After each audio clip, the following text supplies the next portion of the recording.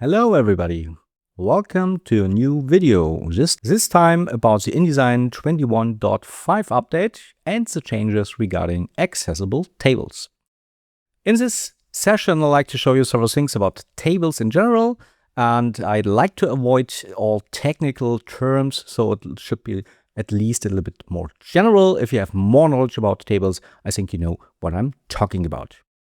I have tested the new version regarding the announced new things that you could do with InDesign, and therefore I just switch and turn over to page number 2, where it starts to have several kind of tables. So that's our first table for now. This one is quite simple. As you can see, the relevant information describing the content of the table is situated in first row. So I have something here, date of arrival, which describes everything that's here in my column. As before, as in previous InDesign versions, you are now able to just click on the first header row and then make it to a header row. Because of this, it now gets the corresponding correct tag. In former versions of InDesign, before 21.5, there was always a kind of error if you put this one into an accessibility test. The reason was that it was not mentioned for what this table is. If I'm having here now something like a header cell, for example, it could be a header for the content of a column, or it could be the content from a header for everything that's maybe, for example, on the left side. And this information for what I am a header was missing before, and now it will be generated. That's the same as before, so there's no real change in the behavior, but there is an enhancement in accessibility quality. Let's continue with the second example. For now, I have a table where the relevant information describing the content of the table is situated in the first column. And this is something that was not possible to mark as a header cell in the versions before, but from now on, you can do so. You can just go into your table, mark the first column, and then just press right click and then convert it to a header column. Afterwards, it will be a header cell, and it will be with the information that's a header cell for the corresponding content in the row. So if I have now one, for example, data cell here, but if I have more, it will be clear for such data cells that the content of the header cell will be on the left side. So that's a huge improvement that will probably, and that was something everybody who works with InDesign accessibility was looking for since many years. Let's continue with the next enhancements on the next page, and this one is about table captions. Captions mark up relevant information for tables, pictures, and lists, and InDesign was not capable of marking this one as a real caption in a sense of accessibility. From now on, this one is possible. What you need to do now is just go into your table and then switch to the information about the table options, and then there's a new ribbon here on the left side, on the right side.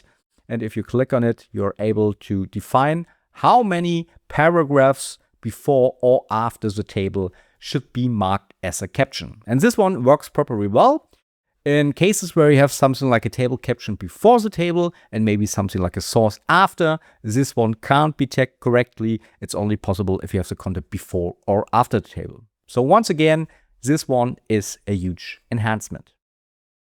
Let's continue with the next example. And for now, I was speaking about captions and the rows and the columns. I only made separately two column cells or header cells. And in this case, I have now a table where the content is in columns and rows relevant for understanding my table. Let's take an example here. I have, for example, the value of 12. What I need to know is, 12 is a point, so that's my relevant information. And who has 12 points? And this one is here on the first and the second column. So in this case, it's quite easy. You can just mark up the first one, make it to a header row, mark the first and the second column. Same again, makes this a header column.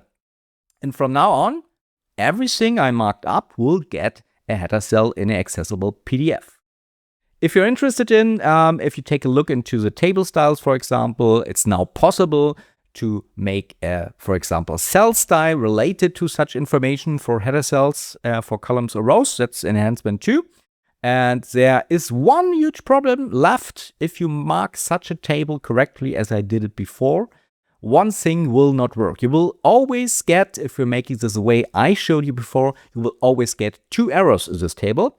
And this one will be for the first and the second cell. The problem here is simply the information for what I am as a header cell is not put into both of the cells here. It's just missing.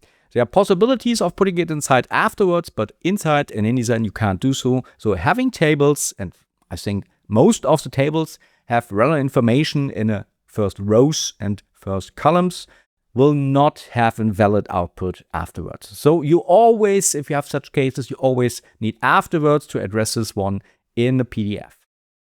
Next issue I got with the information in more complex tables. It's quite hard to find which one are now the header cells. Let's say I'm working my document, going to the next page and get back and saying, oh, did I already work on this table? I'm not sure. And you try to find out which one is it and which one may be marked. If you just grab one cell, I say, okay, convert to body rows, but I'm interested in maybe the columns.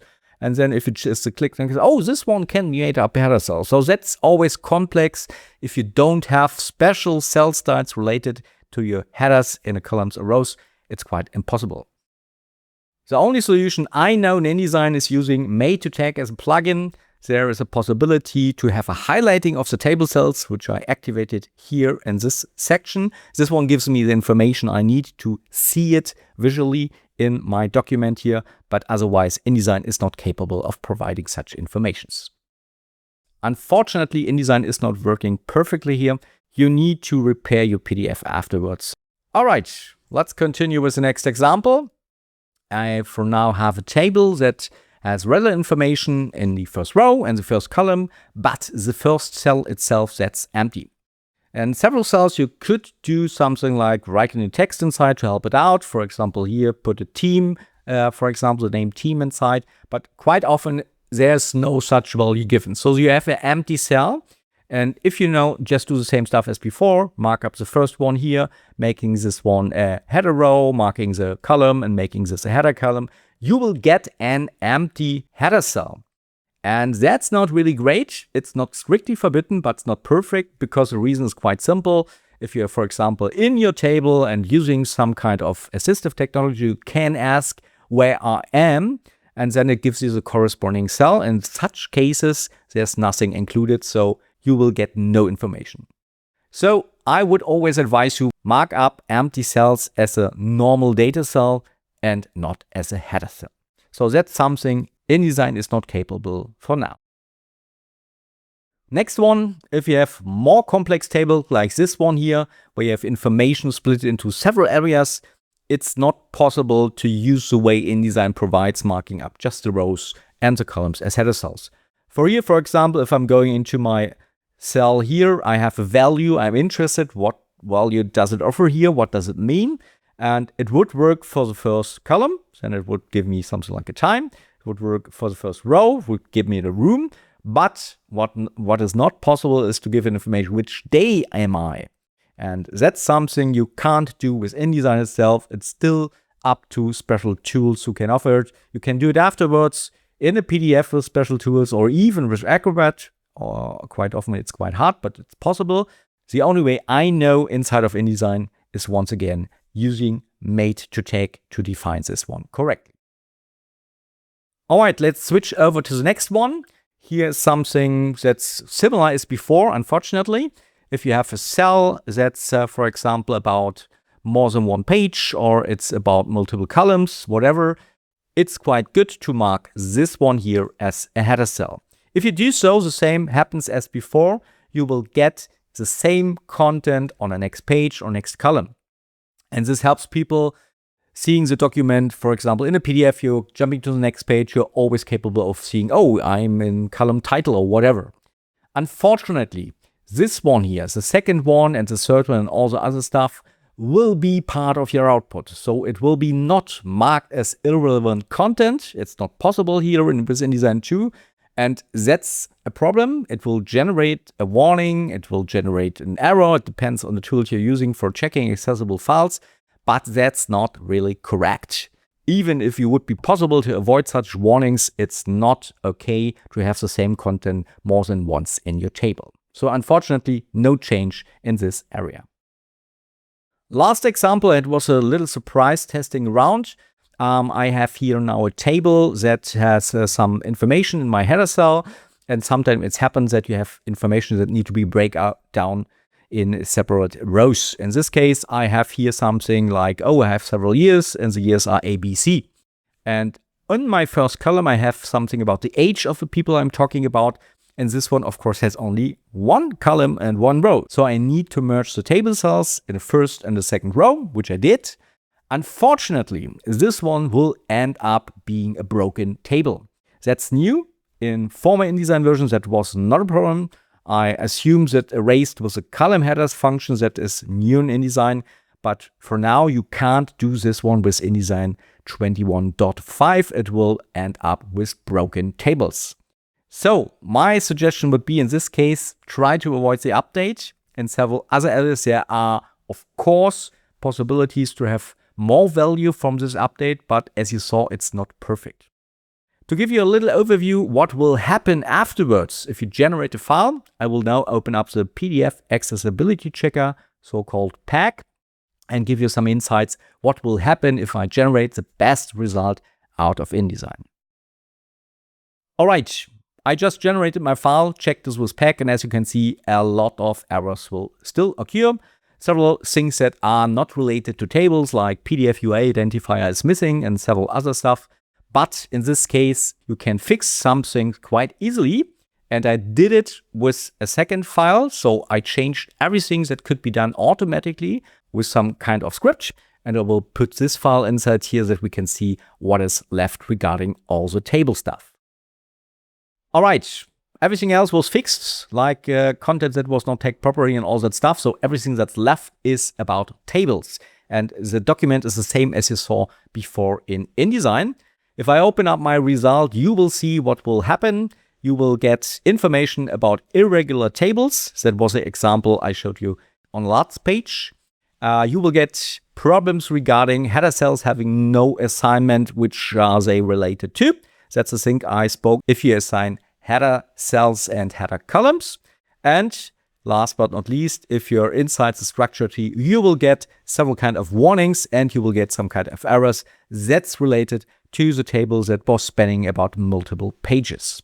So it's not perfect, the result. You need to do some rework afterwards. It's better than before, but unfortunately, it's still not fully usable. The only way till now I know to have a valid file directly after the output is using made to deck and then export a PDF from there. All other solutions always depend on having some kind of repairs afterwards after you generated the PDF file. So as you can see, InDesign has some inventions, some changes. It still has some issues related to tables. The only way I know to have a valid output is using made to tag to avoid work afterwards. Hope we see us in the next video. Till then, have a good time.